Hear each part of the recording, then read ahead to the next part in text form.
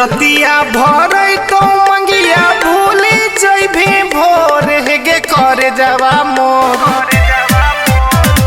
रतिया भर तो मंगिया भूली जइभी भोर हेगे कर जावा मोर।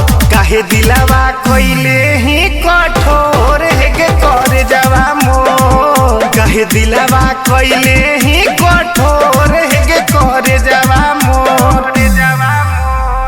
खेला की सहमत के हा कोई दोस्त नहीं हो तो रहे रे करे जावा मोर। खेला की सहमत के हा कोई दोस्त नहीं हो तो रहे रे करे जावा मोर। पिया घरवा चली जइबौ छोड़ रे करे जावा मोर। पिया घरवा चली जइबौ छोड़ रे करे जावा मोर।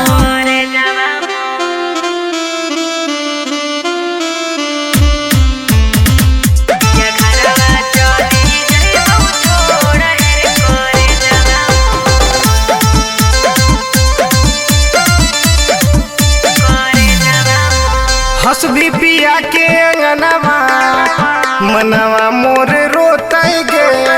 तोरा याद करी के नयनवा नहीं रतियों में सोतई गे। ए गे सुने थे दुनिया के हकई रिवाज रे सभे मानो है समाज रे। काहे रोसो ही तू करे जावा हियो नहीं दगा बाज रे। तोड़ा ही नाजुक हमर नेहिया के डोर हेगे कर जावा मोर।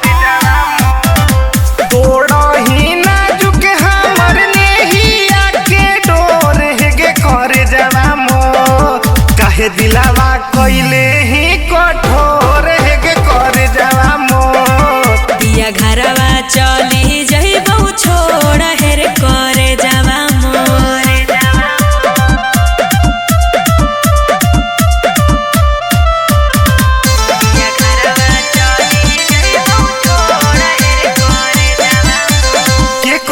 फोन में से जावा के बतियाई गे। रोज रोज नदी किनारावा के मिले आई गे।